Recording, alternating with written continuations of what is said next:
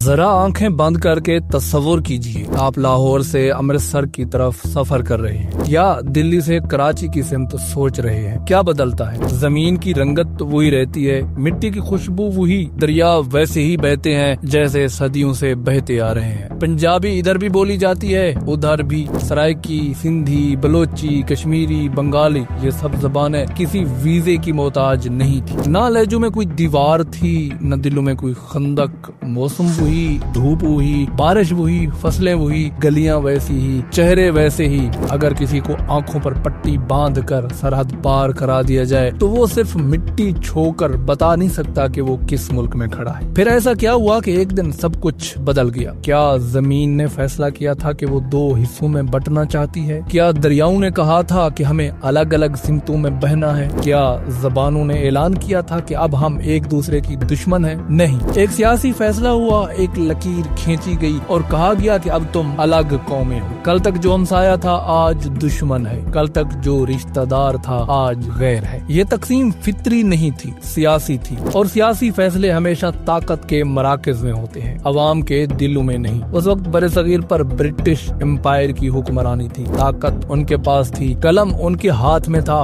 نقشہ ان کی میز پر تھا. انہوں نے فیصلہ کیا, انہوں نے لکیر کھینچی, انہوں نے جلدی میں سرحدیں بنائی اور پھر وہ چلے گئے. مگر جو آگ پیچھے چھوڑ گئے وہ آج تک سلگ رہی ہے. تقسیم کے وقت جو خون بہا وہ کسی ایک مذہب کا نہیں تھا. مرنے والے بھی انسان تھے, مارنے والے بھی انسان. ہجرت کرنے والے بھی اسی مٹی کے بیٹے تھے اور استقبال کرنے والے بھی. لاکھوں لوگ اپنے گھروں سے نکلے, اپنی یادیں پیچھے چھوڑ دی, اپنے بزرگوں کی قبریں چھوڑ دیں. اس المیے کو اگر مشترکہ دکھ سمجھا جاتا تو شاید دونوں طرف کے لوگ ایک دوسرے کے قریب آتے, مگر اسے دشمنی کی بنیاد بنا دیا گیا. آپ غور کریں, نفرت انسان کی فطرت نہیں, نفرت سکھائی جاتی ہے. بچہ پیدا ہوتا ہے تو اس کے دل میں کسی کے لیے عداوت نہیں ہوتی. اسے بتایا جاتا ہے کہ کون تمہارا ہے اور کون نہیں. اسے تاریخ کا ایک رخ دکھایا جاتا ہے, دوسرا چھپا لیا جاتا ہے. اسے بتایا جاتا ہے کہ سرحد کے اس پار بیٹھا شخص تمہاری خوشیوں کا دشمن ہے, تمہاری بقا کے لیے خطرہ ہے. اگر 75 سال گزرنے کے باوجود نفرت ختم نہیں ہوئی تو کیا اس کا مطلب یہ ہے کہ انسان کم عقل ہے, یا اس کا مطلب یہ ہے کہ نفرت کو زندہ رکھا گیا ہے, اسے نصاب میں ڈالا گیا, تقریروں میں دہرایا گیا, خبروں میں اچھالا گیا, فلموں میں دکھایا گیا اور پھر اسے قومی غیرت کا نام دے دیا گیا. سرحد پر روزانہ ہونے والی تقریب کو دیکھ لیجیے. واہگہ بارڈر پر شام کے وقت جو منظر پیش کیا جاتا ہے وہ جذباتی جوش سے بھرپور ہوتا ہے. سپاہی اونچے قدم مارتے ہیں, آنکھیں دکھاتے ہیں اور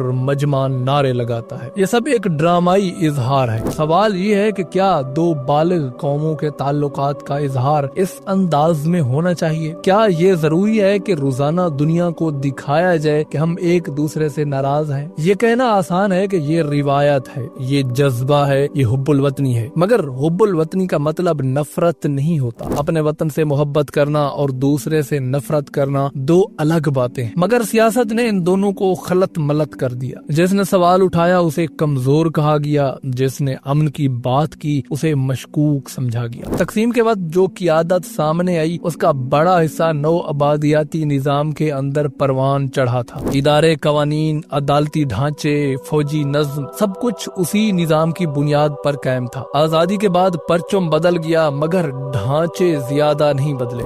ذہنی غلامی جسمانی غلامی سے زیادہ خطرناک ہوتی ہے کیونکہ اس میں زنجیریں نظر نہیں آتی. آج بھی اگر ہم دونوں ممالک کی سیاست دیکھیں تو ایک مماثلت نظر آتی ہے. جب اندرونی مسائل بڑھتے ہیں, معیشت کمزور ہوتی ہے, بے روزگاری بڑھتی ہے تو سرحد پار دشمن کا ذکر بڑھ جاتا ہے. عوام کی توجہ ہٹ جاتی ہے, سوال بدل جاتے ہیں, احتساب کی آواز مدھم پڑ جاتی ہے. یوں دشمنی ایک سیاسی سرمایہ بن جاتی ہے. دوسری طرف نظریاتی بیانیوں کو مضبوط کیا جاتا ہے. ایک طرف قرارداد مقاصد کو شناخت کا ستون بنایا گیا تو دوسری طرف ہندوتوا کو قومیت کی بنیاد قرار دیا گیا. یوں ایک فکری دیوار کھڑی کی گئی جو اصل سرحد سے کہیں زیادہ مضبوط ہے. نظریات جب سیاست کے ہاتھ میں آ جائیں تو وہ تلوار بن جاتے ہیں, مگر اس پوری تصویر کا ایک اور رخ بھی ہے. عام لوگ اتنے نفرت انگیز نہیں جتنے بیانیے انہیں بنا کر پیش کرتے ہیں. جب فنکار ملتے ہیں, جب شاعر ایک دوسرے کی زبان میں شعر پڑھتے ہیں, جب گلوکار سرحد پار مقبول ہوتے ہیں تو پتہ چلتا ہے کہ دلوں میں اتنی دوری नहीं जितनी नक्शों में है। एक भारतीय गाना पाकिस्तान में गुनगुनाया जाता है, एक पाकिस्तानी ड्रामा हिंदुस्तान में देखा जाता है। ज़बान की मिठास सरहद नहीं देखती। अगर वाकई नफरत इतनी गहरी होती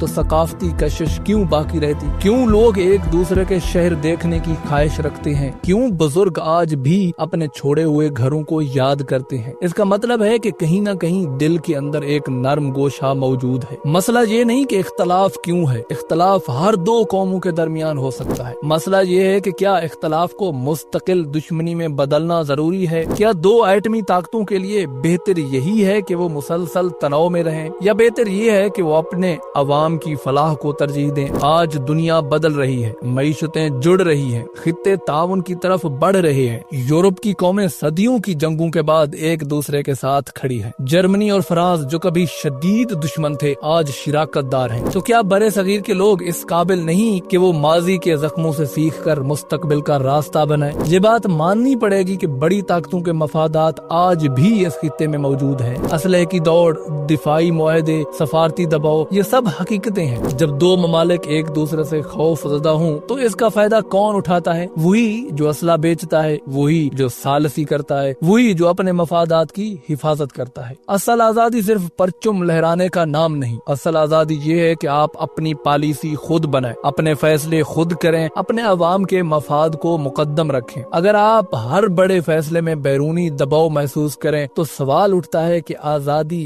कितनी मुकम्मल है। ये सब कहने का मकसद किसी एक मुल्क को कसूरवार ठहराना बिल्कुल नहीं, बल्कि एक मुश्तरका हकीकत की तरफ इशारा करना है। तकसीम एक सियासी हकीकत है, मगर नफरत को मुस्तकिल रखना हमारी अपनी जिम्मेदारी है। हम चाहें तो इसे कम कर सकते हैं, हम चाहें तो इसे बढ़ा सकते हैं। अल्लाह करे कि हालात बदलें, अल्लाह करे कि क़ियादत को ये एहसास हो कि गुलामी सिर्फ बैरूनी कब्जे का नाम नहीं बल्कि ज़हनी इन्हिसार का नाम भी है। आजाद होकर जीना मुमकिन है बशर्ते कि हम अपने खौफ को पहचाने और उस पर काबू पाएं। आखिर में बात सादा सी है, सरहदें नक्शों पर होती हैं, दिलों पर नहीं। लकीरें जमीन पर खींची गई थीं, उसे दिलों पर कायम रखना या मिटाना हमारे हाथ में है। हम आने वाली नस्लों को क्या देना चाहते हैं, नफरत की कहानी या अमन का ख्वाब? फैसला बहरहाल हमें करना है।